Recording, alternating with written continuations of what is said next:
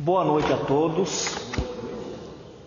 Hoje nós vamos ver o roteiro 2 do livro 3, módulo 2 do EAD, Estudo Aprofundado de Doutrina Espírita. Este roteiro, ele tem como objetivo analisar em que se resume a autoridade do Cristo e esclarecer como o Espiritismo explica essa autoridade. As principais ideias. Sob a autoridade moral do Cristo, o ser humano é guiado na sua busca pela conquista da felicidade plena, o que a gente está sempre falando no estudo. Cada um por um caminho, cada um ao seu jeito, mas o que todo mundo quer de verdade é ser feliz.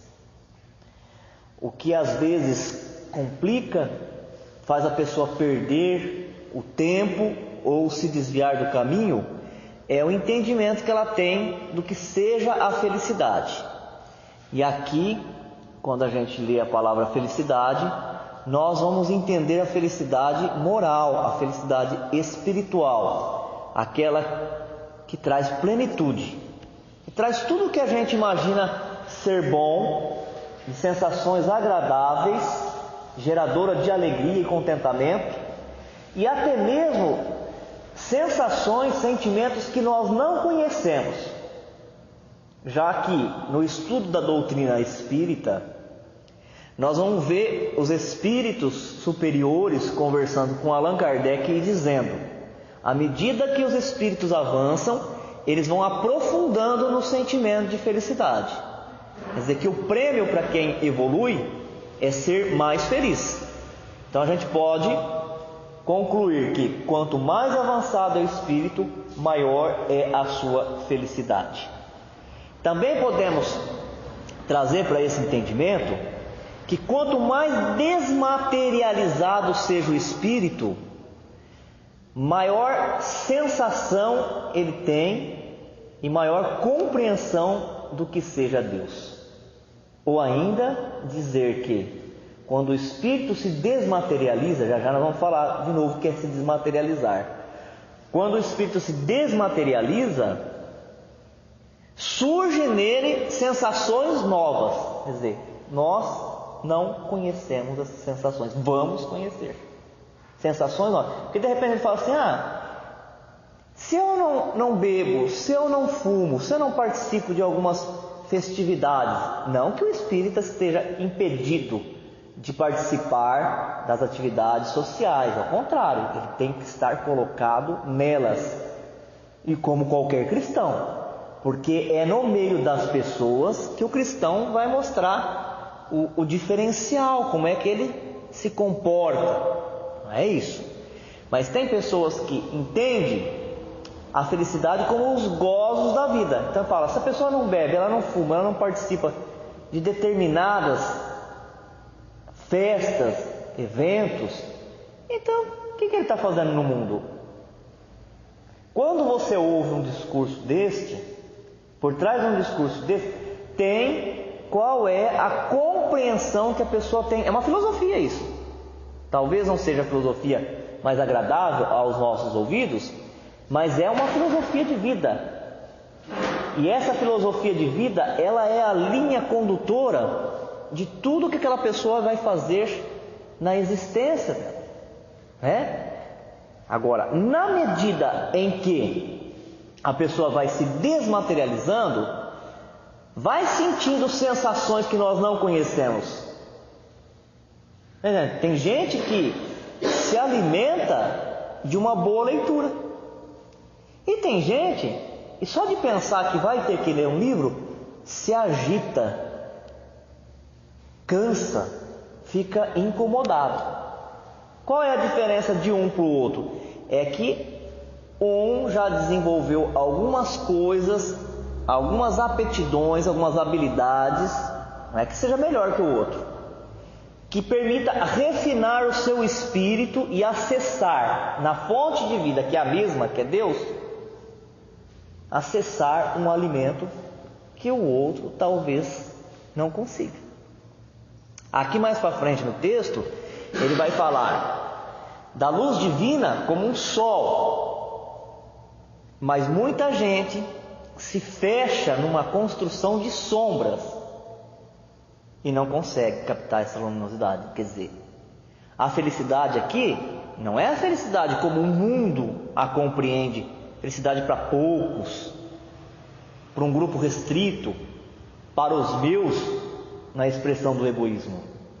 Não, ela é uma dádiva que Deus envia, por isso que é comparado com o sol, envia para todos, mas acontece que alguns se fecham numa construção de sombras e não permite que essa luz entre. Então, quanto mais desmaterializado é o ser, é o espírito, maior capacidade ele tem de acessar dessa fonte que é Deus, o alimento para a sua alma. O alimento que o mantém ativo, disposto, motivado, encorajado. E o que é ser desmaterializado?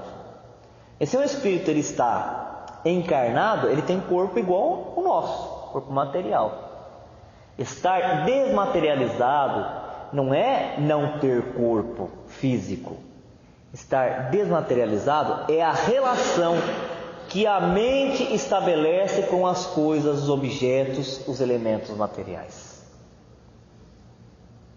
Porque tem espíritos que já desencarnaram e estão materializados. Estão apegados a casas que já não são deles mais, a contas bancárias, até a intrigas, conflitos que iniciaram enquanto estavam encarnados, ainda estão presos, estão materializados. Então, quanto mais desinteressado das coisas que já não interessa mais para aquela etapa evolutiva, mais desmaterializado ele está.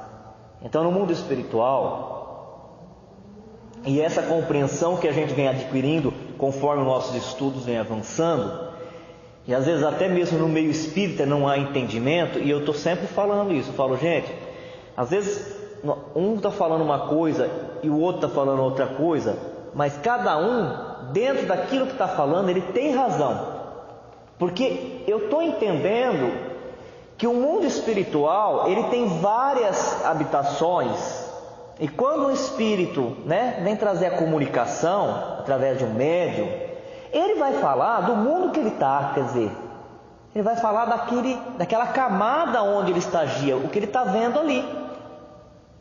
Então, daquela altura que ele está, ele consegue enxergar aquilo, ele compreende aquilo, e ele traz na comunicação. Agora, eu não posso achar que aquele que ele está me trazendo é a resposta, é a explicação para todos os lugares do mundo espiritual. Porque ele está falando da altura que ele está, do degrau onde ele está, da camada onde ele está. Mas para falar de uma outra mais elevada, precisa vir um espírito que habita essa camada mais elevada. E às vezes você ouve gente conversando, e às vezes, como a gente tem essa mania, esse costume, que é sempre orientado pelo Evangelho para não fazer, e de vez em quando a gente cai nisso, debatendo, disputando opiniões, quem está certo e quem não está, e eu falo assim, eu fico observando e falo, os dois têm razão, só que um está falando de uma camada do mundo espiritual e o outro está falando da outra. O Espiritismo, ele foi trazido, os livros de Kardec, eles foram trazidos por espíritos superiores. As comunicações que Allan Kardec recebeu são de espíritos que estão em camadas muito elevadas. Homens, mulheres, religiosos, filósofos que viveram aqui na Terra e que quando desencarnaram foram para uma habitação superior. Ele também recebeu comunicações de espíritos que estavam em camadas inferiores, mas ele se aproveitou para compor os 5 livros básicos, o livro dos Espíritos, o Evangelho segundo o Espiritismo, a Gênese, céu e inferno, ele se valeu das comunicações dos espíritos superiores, que vieram trazer um entendimento de como eles conseguem enxergar os princípios da lei de Deus do ponto onde eles estão. Que é bem diferente do jeito que um espírito que está ainda aqui próximo de nós consegue enxergar. Não é? A gente está sempre também ponderando que não é porque é desencarnado que eles têm a resposta para tudo. Eles não têm. Isso a gente já conseguiu entender, né? Tem gente que é assim, você vem conversar com o encarnado, pode ser um parente, um tio, um avô mais experiente, vai dar um conselho, não dá nem bola. Mas falou que alguém que vai receber um guia é um espírito. Aí ele vem e pode falar a mesma coisa que o avô falou, o primo, o tio, o psicólogo, o médico. Ele já dá um outro valor porque é espírito. Agora, se eu desencarnar aqui, eu sair daqui agora, desencarnar, ou tiver uma parada cardíaca aqui agora e desencarnar, o que eu vou ser mais do que eu sou agora? Nada. Exatamente nada.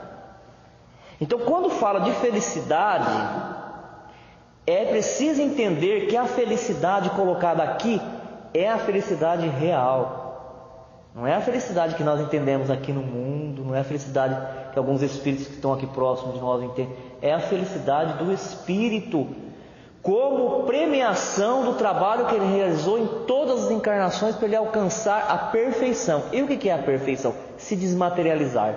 O que é se desmaterializar? Vencer o orgulho e o egoísmo. As camadas que envolvem a Terra, de baixo para cima, quanto mais para baixo, mais materializado, mais egoísmo e mais orgulho. Quanto mais para cima, gradativamente, menos orgulho, menos egoísmo, menos matéria. A ponto dos que estão muito acima, nada que é material consiga imprimir sensações neles. Aí já vamos parar por aí, que já fica um pouquinho mais distante da nossa compreensão. Porque a gente, quando lê lá no Livro dos Espíritos, que esse espírito desmaterializado, ele não sente mais o perfume das flores, não é qualquer um que consegue entender isso e já começa a brigar conosco. Como que não? Vem um espírito benfeitor, um anjo aqui, um guia caridoso, e ele falou para nós na comunicação que sente o perfume das flores quando anda no campo. Nós aí estamos falando de espírito benfeitor, nós não estamos falando de espírito puro. Espírito puro. O espírito puro, que não é mais, não tem nenhuma relação com a matéria mais, ele não sente mais o perfume das flores. E aí alguém fala, mas que felicidade pode ter um espírito deste que não consegue sentir o perfume das flores, que não consegue sentir o calor do sol? É aí que surge sensações novas que nós ainda não somos capazes nem de sonhar, nem de apreciar o que seja, e que é a felicidade. Mas então o que interessa para nós estudar isso, se nós estamos ainda bem distante? Interessa dizer que todo o esforço que a gente está fazendo vale muito a pena, porque cada um desse esforço vai abrindo mais esse campo e vai dando mais possibilidade a gente acessar todos os dons que Deus nos dá. Até o último segundo. Essa é a mensagem profunda e diferencial que o Espiritismo tem para colaborar. O espírita que compreendeu a doutrina, que introjetou, trouxe ela para dentro do ser, até o último suspiro da sua encarnação, guarda a vontade de querer aprender coisas novas, de fazer, de realizar, porque ele entende que há uma continuidade. E que tudo que ele faz colabora para isso, para ele acessar mais tudo aquilo de bom que Deus queira lhe oferecer. Um dia, Deus, em sua inesgotável caridade, permitiu que o homem visse a verdade varar as trevas. Esse dia foi o advento do Cristo. Quem escreveu isso, gente? Que eu acabei de ler agora? Allan Kardec, em O Evangelho segundo o Espiritismo, no capítulo 1, item 10. O que ele está dizendo? Que chegou um dia, depois de tanta gente trabalhar como humanidade, como família humana, como espíritos que estamos encarnando na Terra, chegou um dia que Deus, o Senhor Supremo, permitiu que a luz rasgasse as trevas e que a verdade viesse para a Terra. Por isso que há um movimento muito grande na doutrina espírita que defende a ideia de que o Espírito de verdade trouxe algumas mensagens que estão na obra que o Kardec organizou, é do próprio Cristo, é do próprio Jesus, porque intitulado Espírito de Verdade. E aqui nós estamos vendo Kardec dizendo que Deus permitiu, depois, quer dizer que a Terra já tinha trabalhado bastante, né? Já tinha merecido, né? Então Deus permitiu que a verdade se manifestasse. Onde está a verdade? Onde está a verdade? Em Jesus. O que nos faz lembrar do julgamento de Jesus, né? Porque Jesus não deixava nada sem resposta. E nós deixamos muitas coisas sem resposta, nós nos calamos. Mas a maioria das vezes que nós nos calamos é por pura covardia. Às vezes a gente se cala por medo de alguém apontar um defeito da gente. E Jesus nunca se calou. Ele sempre deu uma resposta, com respeito, com carinho ao ouvinte, sempre produzindo um efeito educativo, alguma coisa que a pessoa pudesse aproveitar nessa encarnação ou nas outras, né? Uma semente plantada no íntimo de cada um, mas teve uma vez que ele se calou. Quando no julgamento dele perguntaram: o que é a verdade? O que é a verdade? Por que Jesus se cala quando perguntam para ele o que é a verdade? Por uma diferença de etapa evolutiva que existe entre ele e nós, mas também entre cada um de nós. Porque cada espírito, ele está numa faixa de evolução diferente do outro. Dentro da faixa de evolução, acabamos de falar das esferas, né? Da habitação. Dentro da faixa evolutiva que cada um está, na cabeça de cada um, a verdade é aquilo que a pessoa pensa, né? E fica às vezes aborrecido porque o outro pensa diferente. Se 3, 4, 5 pessoas falam sobre uma mesma coisa, coisas diferentes, com quem está a verdade? Às vezes com uma, e às vezes com nenhuma delas. Mas aqui não é Jesus falando dele mesmo, é Kardec falando. Um dia Deus permitiu que a verdade viesse para a Terra. Um dia Deus permitiu que a luz rasgasse a sombra, as trevas da ignorância que cobria a Terra.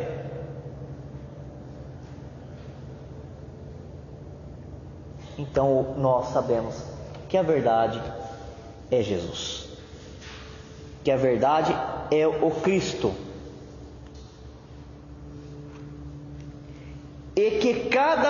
conhecimento que nós fazemos para frente, nós vamos compreender melhor os ensinamentos que ele veio trazer. Quantos espíritos depois dele tentou trazer uma novidade para a Terra? Quantos? Quantos tentaram trazer uma revelação? Quantos deles se sustentaram? De que espírito que a gente fala hoje, em termos de revelação? Quantos que nós não falamos de alguns espíritos, de alguns médiuns, o ano passado? Mas hoje nós nem lembramos mais. Quantos sistemas que conseguiram se manter organizados? Nenhum. Mas a luz cristalina dos ensinamentos de Jesus por meio do seu Evangelho atravessou os milênios e vem levando as almas todas, como dizem os nossos irmãos católicos, todas para o céu.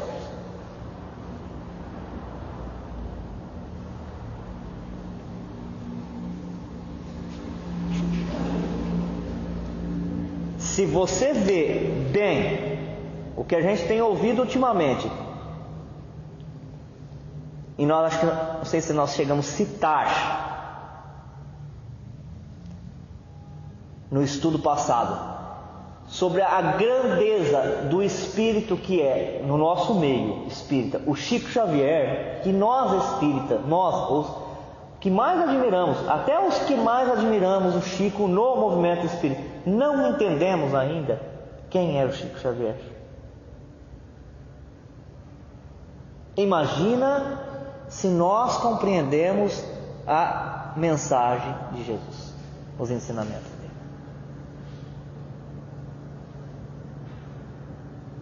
Lembra quando nós começamos a estudar os livros de mediunidade, desenvolvimento mediúnico?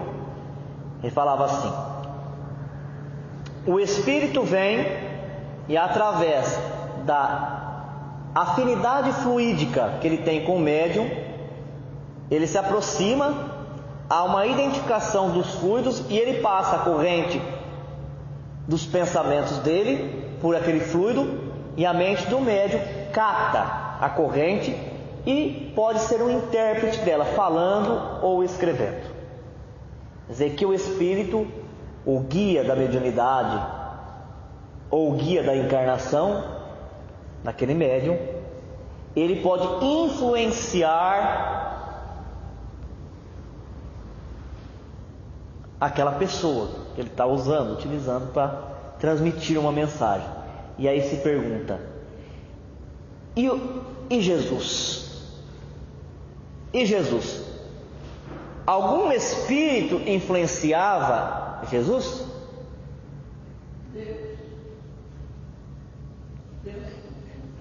Deus, mas não é um espírito. Deus sim. Deus sim. Mas algum espírito era capaz de vir e aconselhar Jesus? Não. Porque ele é a luz da verdade para todos os outros espíritos. O que um espírito podia chegar e passar para Jesus? De orientação, de aconselhamento.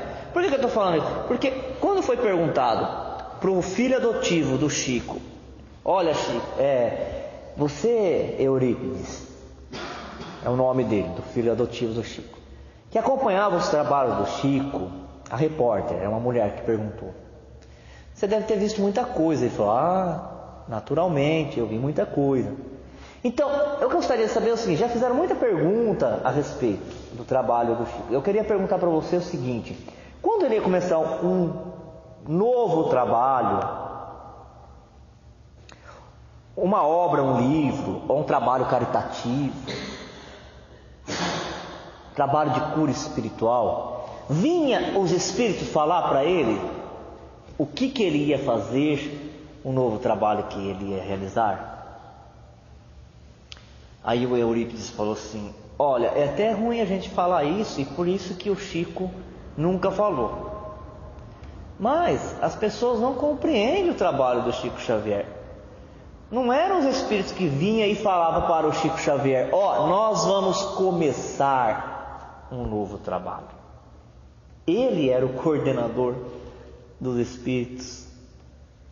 Ele era o espírito missionário nas terras do Brasil, de acordo com a necessidade que ele via, porque ele via o movimento no mundo físico e ele via o movimento no mundo espiritual. Ele convocava no mundo espiritual o espírito para vir realizar o trabalho de acordo com aquilo que ele estava percebendo que era necessário. Então, se a gente não conseguiu entender que era o Chico que convocava o espírito, ia lá na dimensão espiritual, atrás de alguém que pudesse realizar aquele trabalho, ele convocava ele: venha, vamos. Naturalmente, quem ele se convocava já estava na seara do Cristo, já era voluntário nesse trabalho, vinha. Você imagina então Jesus. Você imagina então Jesus. Quanto tempo que nós vamos precisar para compreender Jesus, para compreender os ensinamentos dele? E tão simples a mensagem que ele traz, mas é a única que é capaz de ser geradora de felicidade. Aquele que estiver profundamente identificado com as ideias que o Cristo traz, não é com a religião, e não é com a pessoa dele, ele não quer ser adorado. Nós deveremos adorar a mensagem dele. Aquele que se identificar profundamente com a mensagem do Cristo, mesmo que não se santifique de uma hora para outra, mas naquele caminho que está traçando, vai ser feliz, vai ser realizado. Essa é a mensagem de Jesus.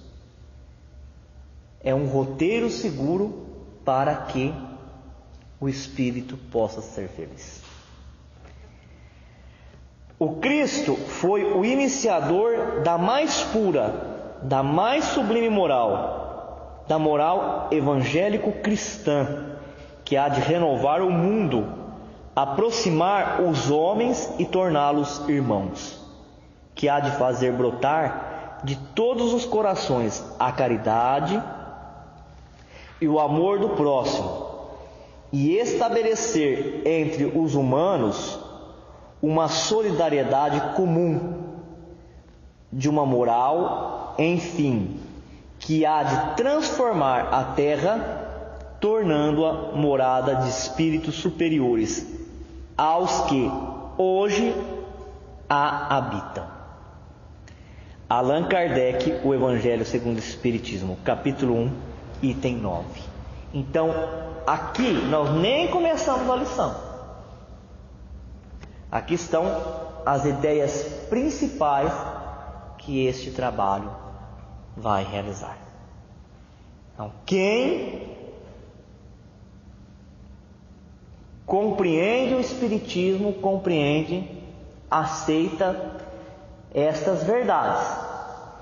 Que Jesus, o Cristo, foi enviado na Terra para ser um padrão, a mente dele, um padrão a refletir sobre as outras mentes, influenciando-as, e cada mente que se renova e que evolui repercute sobre as outras mentes, até que todos os espíritos que estão colocados nesse planeta tenham conseguido alcançar a felicidade. Falamos isso e vamos falar de novo. Olha o compromisso de amor que um ser tem para com o outro. Porque uma mãe, ela tem um compromisso maravilhoso. Ela assumiu com Deus o trabalho de trazer 1 ou 2, ou que seja 9, 10, 15 almas para a encarnação e ajudar na sua educação para aquela encarnação. Jesus assumiu o compromisso de amor com todos os espíritos que se encarnam na Terra, até o dia que cada alma conseguir a autonomia espiritual. Que cada espírito Por isso que ele fala que nenhuma ovelha se perderá, né? Que cada espírito seja feliz. Você já pensou? Que coisa, que demonstração existe na terra, demonstração maior de envolvimento, de comprometimento com o outro, de amor com o outro, do que a de Jesus com cada ser que está aqui na terra. E mais uma vez, comparando, não na mesma altura, mas para a gente ter elemento de referência. Quem foi lá sabe disso. O Chico Xavier, que é um médium, tem uma faculdade psíquica alargada em relação ao padrão da Terra, mais ampliada, maior possibilidade. Sem nunca ter visto a pessoa, ele chamava a pessoa pelo nome e conhecia a história da pessoa. Ou você imagine que Jesus conhece todos nós? A gente acredita desacreditando nisso, né? Será que Ele me conhece pelo meu nome? Ele sabe de todas as lutas que eu tenho empreendido? E Ele conhece. Ah, mas isso é impossível. Porque a gente compara conosco. De novo, né? A gente compara com a nossa régua, né? Eu não consigo nem guardar o nome de quem escreveu um livro, da pessoa que eu conversei ali fora. Será que alguém conhece o nome de todo mundo? Conhece a vida de todo mundo? E a gente coloca o ser no nosso patamar evolutivo, quando o movimento é o inverso. É nós que estamos caminhando para onde Ele está. Conhece cada um de nós pelo nome, pela história de vida, por tudo que nós fizemos nesta e na outra existência. Porque é Ele tem os seus ajudantes, tem os seus auxiliares, tem uma hierarquia no mundo espiritual, mas é Ele que recebeu de Deus o mandato de levar cada alma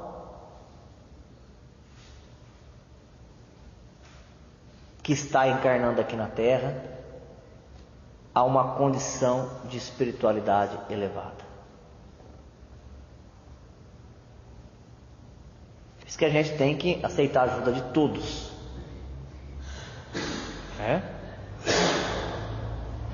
De todos. Cada um, encarnado, desencarnado, tem algo para colaborar. Mas não podemos perder de vista quem é o nosso diretor espiritual. Quem governa os destinos na Terra é Jesus. Por isso que a Joana falou para o Divaldo, né? Fica com Jesus. E ele não queria. Na ingenuidade do moço que estava começando na doutrina, segundo ele mesmo fala, naquela historinha, ele é bem-humorado, de quando as pessoas começam na doutrina espírita e se empolgam muito, ficam muito empolgadas. Isso é muito comum. A pessoa fica muito empolgada, vislumbrada, né? Então ele fala que naquela época os trabalhos eram feitos mais dentro das casas, e as pessoas recebiam os espíritos, né? E alguns falavam que era o guia do médium. E aí então diz que uma mulher se aproxima dele e fala assim. Essa história é bem comum, é bem falada. Só estou relembrando, não é novidade. Diz que uma mulher chega nele e fala assim, na hora que termina a sessão, a reunião: e aí, você já sabe quem é o seu guia? E aí ele fica assim, já constrangido, porque ele não sabe quem é. E a mulher, ele fala, e aí para me humilhar, ela fala: eu tenho 7 guias. É a história dos 7, né? 7 cores do arco-íris, 7 notas musicais, 7 dias da semana, 7 orixás, 7 linhas da Umbanda. Eu tenho 7 guias. E começou a falar. Este são meus guias. E você? Não tem nenhum. Não sei, não tem nenhum. Aí passou muito tempo, diz que ele percebia que tinha uma luz, e aí essa luz foi se apresentando para ele. Era um homem, esse homem ajudou ele no desenvolvimento da mediunidade dele. E depois de um tempo, que ele já estava acostumado com esse mentor, ele fala: Divaldo, eu vou ter que deixar você, eu vou reencarnar. Aí diz que ele fica muito triste, porque estava acostumado já, né? Conseguia captar fácil a corrente do pensamento, do espírito, se sentia protegido. Mas vai vir aqui ficar com você, acompanhar você no teu trabalho, um espírito que já conviveu com você, o espírito familiar. E já era Joana de Anjos, mas ela não se revelou de pronto. Foi se aproximando, né, para ver afinidade fluídica, para o médium amadurecer, e ele consegue perceber, sentir a energia dela, sem saber quem era, e perguntava: quem que é você? E ela falava: na hora que for a hora certa eu vou me revelar, agora não. Mas eu preciso ter um guia. Aí ela fala assim para ele: Divaldo, deixa eu te falar uma coisa para você. Todo mundo tem um guia, mas eu vou te revelar, o teu guia é Jesus. E ao invés de ele ficar alegre, diz que ele ficou triste. Mas Jesus é guia de todo mundo.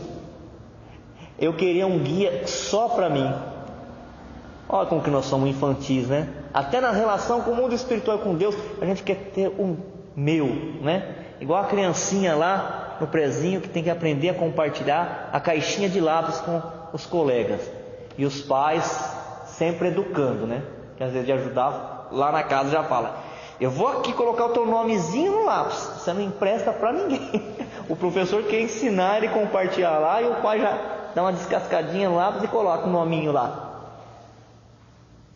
Esse é teu, não é de ninguém, né? Então o lápis é meu e o guia é meu. Não sou eu que sou guiado, o guia é meu.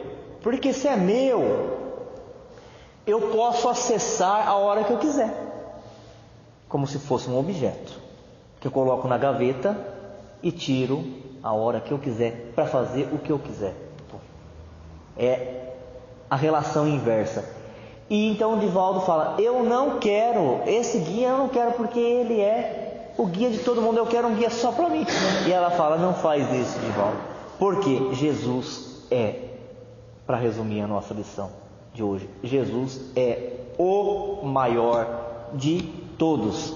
Fica com Jesus. Então é isso que vai trazer esse roteiro, quando a gente quarta-feira começar a adentrar no texto. Aqui só foram os objetivos e as ideias principais. Entender por que Jesus e os ensinamentos que ele traz deverá ser sempre para nós o roteiro. E todo mundo que, pode observar, todo mundo que largou, se desvinculou dos ensinamentos do Evangelho, se perdeu e já não sabia mais o que estava fazendo. Todos os outros trabalham para ajudar a entender a mensagem profunda do Evangelho, seja na psicografia, seja na palestra. Se desviar disso, se perde e nada constrói. Você percebe que o trabalho desse livro, ele vem como uma escadinha. Lembra que ele começou lá falando da pedra angular, e a gente está vendo que é mesmo. Pedra angular é o Evangelho. Quer fazer qualquer coisa? Sim, pode fazer. Vamos dar continuidade. Todos somos convocados a dar continuidade a esse trabalho de espiritualização. E é isso mesmo. Cada um vai fazer por si. Mas tem que se apoiar no Evangelho. Cuidado com os modismos. Cuidado com as novidades. A psicologia, ela é uma ciência. No consultório, ela é essencial, mas o espiritismo não é psicologia. A cromoterapia é maravilhosa, é uma ciência. No laboratório, no consultório do terapeuta. A casa espírita não é o centro de cromoterapia. Qual é então o papel da doutrina espírita? É de ensinar a todos o Evangelho de Jesus da maneira mais fácil, mais simples que ele possa compreender. Porque o Espiritismo é a revivência do cristianismo. Ele traz Jesus de volta. Quando a terra não soube cultivar os ensinamentos que ele trouxe e desvirtuou, ele traz Jesus de volta. Não a carne, não a pessoa, os ensinamentos. E é através desses ensinamentos que nós vamos passar. Nós estamos passando já das fases mais difíceis para a gente ver nascer um mundo mais feliz. Um mundo onde as expiações ficarão como uma lembrança para um povo, para uma civilização. Uma lembrança, um ensinamento para não errar mais. Mas ela ficará para trás. E aí a gente vai ver coisas maravilhosas que a gente nem sonhou que existisse nessa terra, nesse planeta. Baseado em que você está falando isso? Não é uma obsessão, não, que te pegou agora? Não, aqui no finalzinho, ó. Tornando a terra morada de espíritos superiores aos que hoje as habitam. Então, o trabalho de Jesus, dure o tempo que durar, levará a terra a ser uma morada de espírito superior. Imagine como é que vai ser essa terra. Vale muito a pena continuar